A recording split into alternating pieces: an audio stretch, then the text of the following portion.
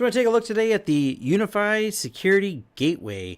It's their basic model. It's about $100. I think I paid for it, $109. I maybe can find it on sale for a little less, but it's pretty straightforward. I don't really get deep into unboxings. Just wanted to show you what it comes with and what's inside. So we have the UniFi box itself. Power cord manual. I did already open it. There was some plastic in here I did remove. I opened it and did a couple tests with it. I just wanted to get the testing done and do some uploading while I was shooting this part of the video later. Anyways, gotta get started manual. I think it says that the VoIP on here, because here's the ports on there, which is console for serial console, and we'll talk about that later because a lot of what you have to do on this comes from the command line. You have the WAN, LAN, and VoIP, but the VoIP can be set to really easy click of a button, a secondary WAN, so this can be used for a failover or load balancing. Now I will note this is a pretty solid build. It is metal and it is wall mountable, and it comes with the screws inside of here to wall mount it. So it's an all metal build, everything, which is kind of cool, just except for these little rubber feet on the bottom. And it lights up like any other UniFi, so nothing too much to write about as far as that, but it does look nice, and you can mount it and on the wall and keep your wiring clean. So let's get into the adoption provisioning and all the software set up on it. So we have the UniFi Gateway set up and plugged in. Now, by default, it is a 192.168.1.1 is the default address of the device, as stated in the little booklet they give you. You can edit the configuration to say DHCP, which is the default, or static IP, so you can get it internally set up. And this is only allowing you to configure the WAN side of it. We're going to leave it at DHCP because for our lab network, that's why you're seeing a non-routable IP, non-externally routable IP right here. So it picked up, right through the DHCP server, the primary DNS and everything else. Now you notice it says, please install the UniFi controller software to manage the gateway. And it does have the option to change the inform URL, which that's what allows you to configure this gateway to be managed remotely. So you can change this and point it to your cloud install. By default, it's going to look locally for UniFi 8080 like all the other UniFi devices do. So let's go over to the software and look at it adopting it. So here it is, and we're going to go ahead and adopt it into this network. Now, this is the same network I created at the last video. So we're going to go ahead and adopt. Provisioning. Okay, now we have a provision, so now we're going to go ahead and do a firmware upgrade on it.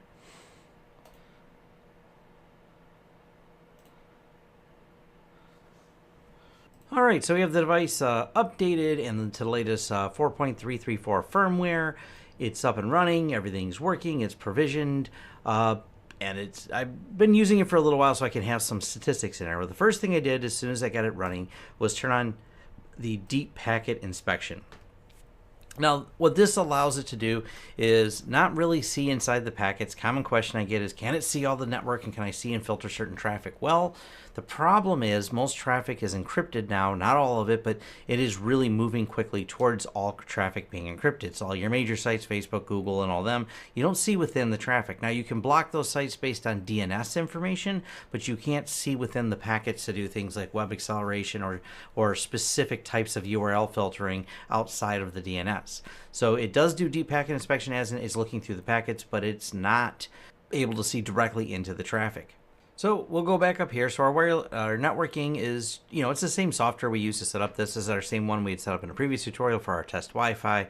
Then we have our networks themselves. Here is the LAN network, and now we can edit this and it shows up and gives us some detail. And here is where you set the DHCP range. This is right out of the box default, which is 6 to 254. So it pretty much makes all of the IP addresses available.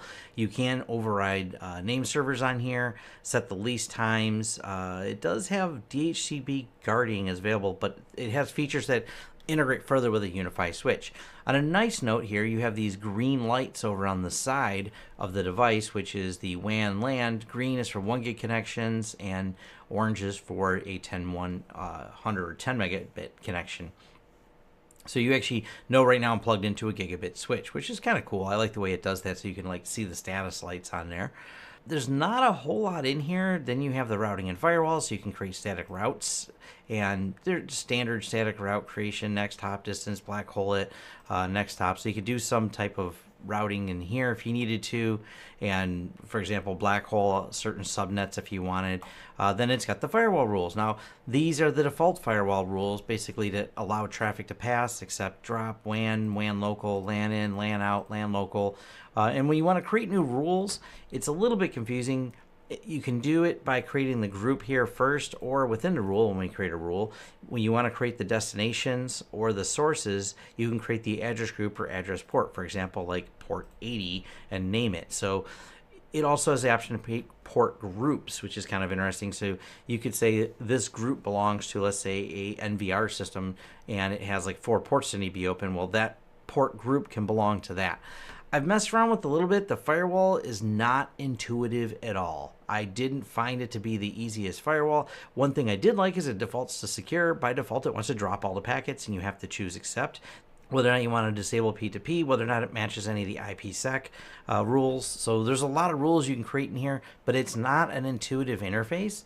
And a lot of that's because the firewall rules for both the Edge Router OS and this USG, which is very similar, are done from the command line. So you actually would do all the firewalls from here is how it normally works. That's why a lot of the routing and firewall has a little beta next to it, because traditionally with these devices, you configured them from the command line. Now, there's a config.boot. You can do a show firewall states. There's a few commands you can do. I'm not going to get into a whole tutorial on those. I'm not that great at it. I'm more of a pfSense guy and used to using a web interface. It is what it is. The config.boot is at least a text file, and I'm not going to bother looking at it here. I pulled it up over in something a little bit easier to read. SFTP'd in. I'll open it with Genie here, and you can kind of get a look at it. So you can look at how the ports work and all the settings, the networks. As long as you follow the format, it should work fine.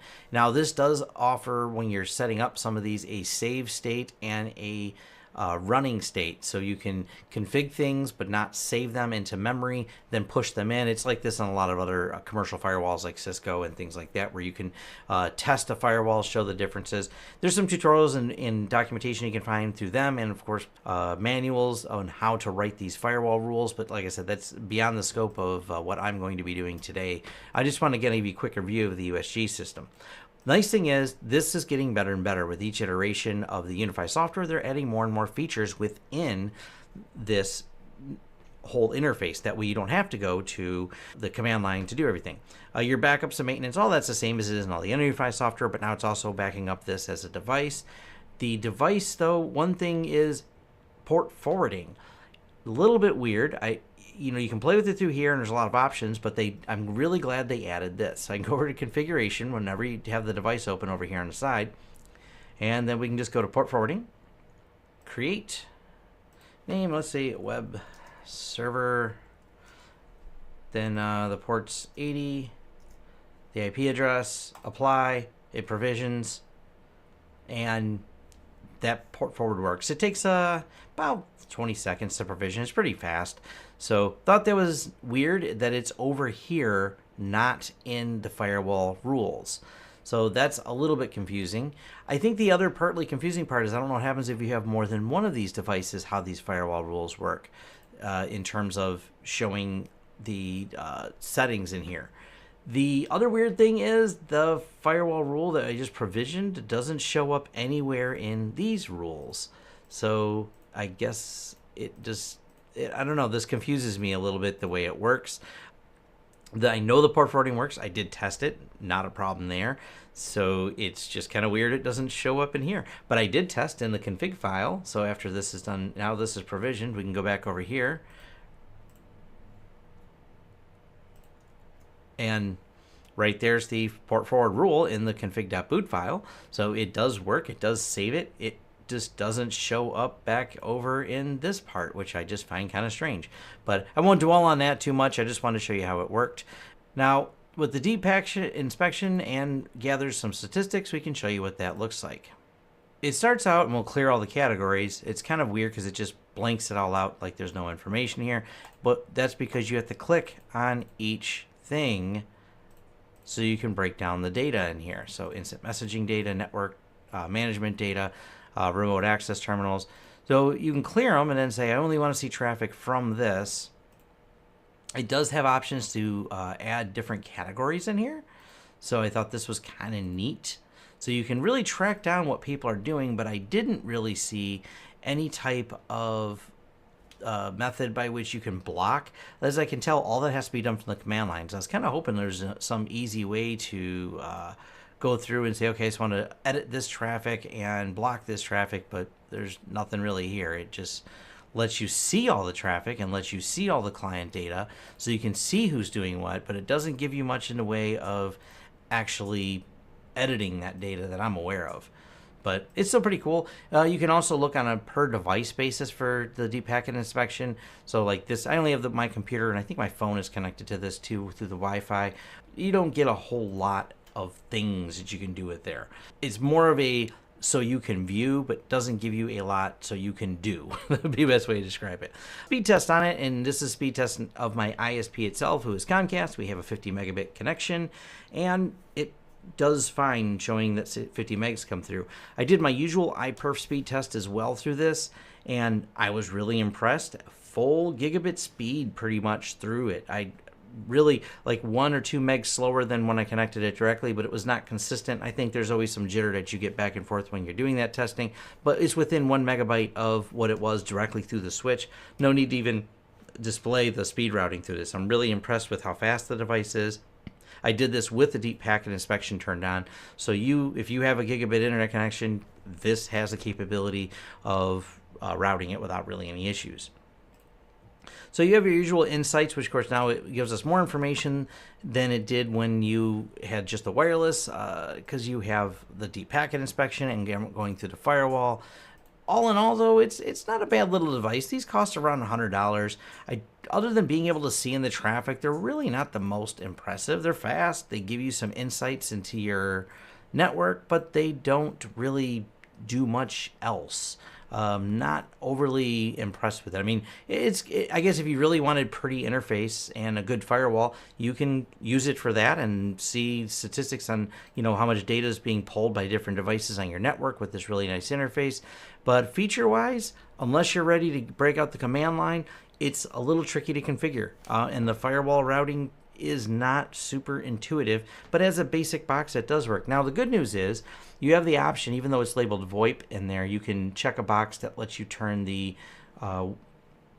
WAN 2 on via, instead of being a WAN, instead of being VoIP, it turns into a WAN. Very cool. It also offers smart queues, but they're really, really basic, and the smart queues are their version of QoS, but it doesn't give you much drill down like prioritizing of protocols. It just lets you filter specifically, like let's say we're going to slow down these ports to this speed.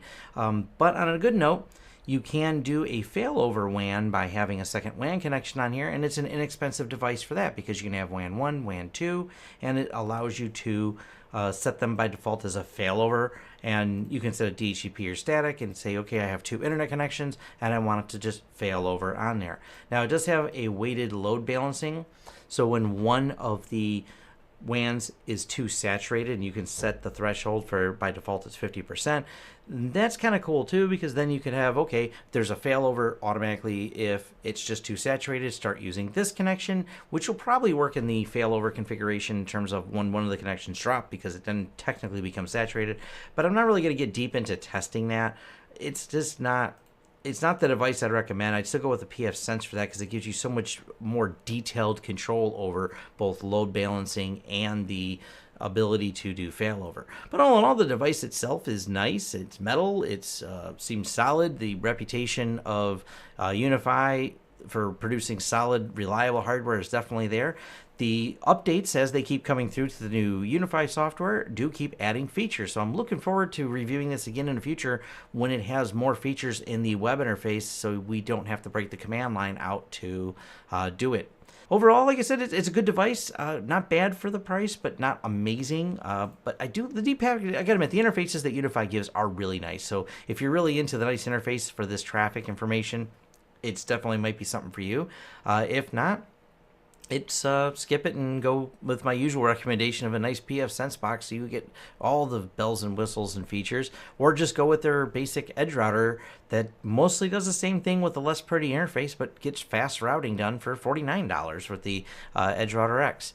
Something fun though, you can make it blink. So I thought that was kind of cool too. It does have the blinking option on there. I guess if you had a few of these, you could make each one blink. Kind of novel. That's it for my short little review of the UniFi USG and some of the port forwarding in it. Like I said, that was oddly placed over in the side, but it works. If you like the content here, like and subscribe, and I'll keep an eye out for the new firmware and re-review this device with the updated firmware as it adds more features. Thanks again.